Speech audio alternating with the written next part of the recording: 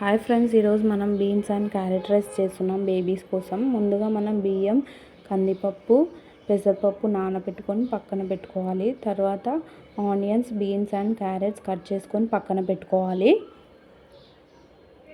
తర్వాత ఇప్పుడు మనం ఒక కుక్కర్ తీసుకొని, నేను బేబీ కోసం అని 2 లీటర్స్ కుక్కర్ తెప్పించుకున్నాను. అందులోనే డైలీ బేబీకి రైస్ చేస్తాను. అందులో ఆయిల్ యాడ్ చేసుకొని, సరిపడా ఆయిల్ యాడ్ చేసుకొని, మనం గార్లిక్, కొంచెం జీలకర్ర దంచి పక్కన పెట్టుకోవాలి. ఇప్పుడు ఆయిల్ యాడ్ చేసాం కదా ఫ్రెండ్స్, ఇప్పుడు కొంచెం ఆవాలు, జీలకర్ర యాడ్ చేసి కొంచెం ఎర్రగా అయ్యాక చిటికెడు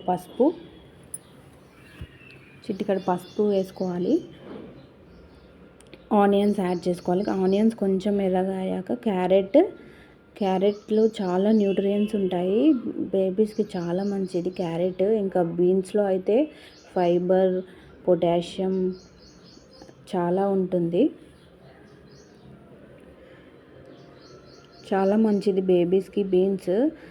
ఒక వీక్లీ వన్స్ అన్నా ఇవ్వండి. మంచిగా మిక్స్ చేసుకొని అవి కొంచెం ఎర్రగా అయ్యాక, మంచిగా నూనెలో వేగాక మంచి టేస్ట్ వస్తుంది. ఇప్పుడు మనం పక్కన దంచి పెట్టుకున్న గార్లిక్ పేస్ట్ యాడ్ చేసుకుంటున్నాం. గార్లిక్ అనేది చాలా మంచిది బేబీస్కి, డైజెషన్ మంచిగా ఉంటుంది. ఇంకా మంచి ఫ్లేవర్ కూడా ఇస్తుంది. కొంచెం కర్రీ లీవ్స్ యాడ్ చేసుకోవాలి. మంచిగా మిక్స్ చేసుకొని, పెప్పర్ కూడా మనం పెప్పర్ కొంచెం ఒక 4 అయితే చాలు, దంచి పక్కన పెట్టుకోవాలి. కొంచెం ఇవి చూడండి ఫ్రెండ్స్, మనం పక్కన తీసిపెట్టిన రైస్ ఇంకా పప్పులు యాడ్ చేస్తున్నాం.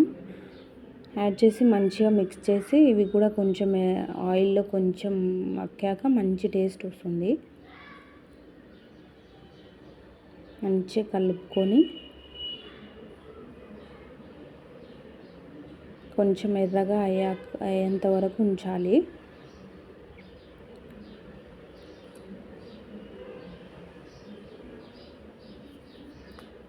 ఇప్పుడు పెప్పర్ని యాడ్ చేస్తున్నా.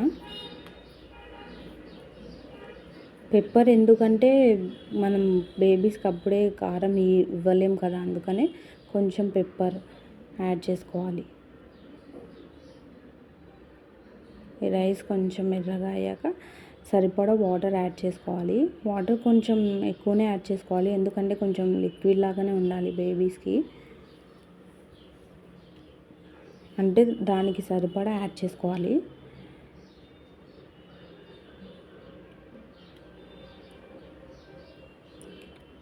కొంచెం రైస్ ఇదయ్యాక సాల్ట్ యాడ్ చేసుకొని మళ్ళీ కొంచెం మిక్స్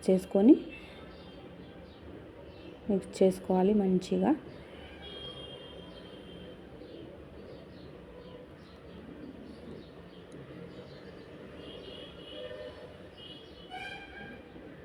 కుక్కర్ మూత పెట్టేసి, ఇంకా లిడ్ పెట్టేసి క్లోజ్ చేసేయాలి. ఒక 5 to 6 విజిల్స్ దాకా పెట్టాలి కుక్కర్. అప్పుడే మెత్తగా అవుతుంది. బేబీస్కి మెత్తగానే ఇవ్వాలి కదా ఫుడ్, అందుకని 5 to 6 విజిల్స్ పెట్టాలి.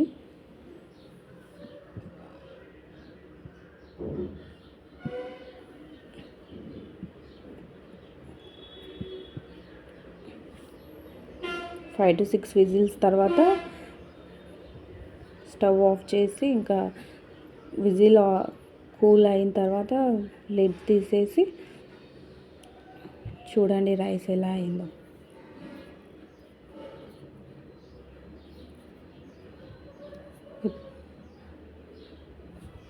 ఇప్పుడు మెత్తగా స్మాష్ చేసుకోవాలి మనం.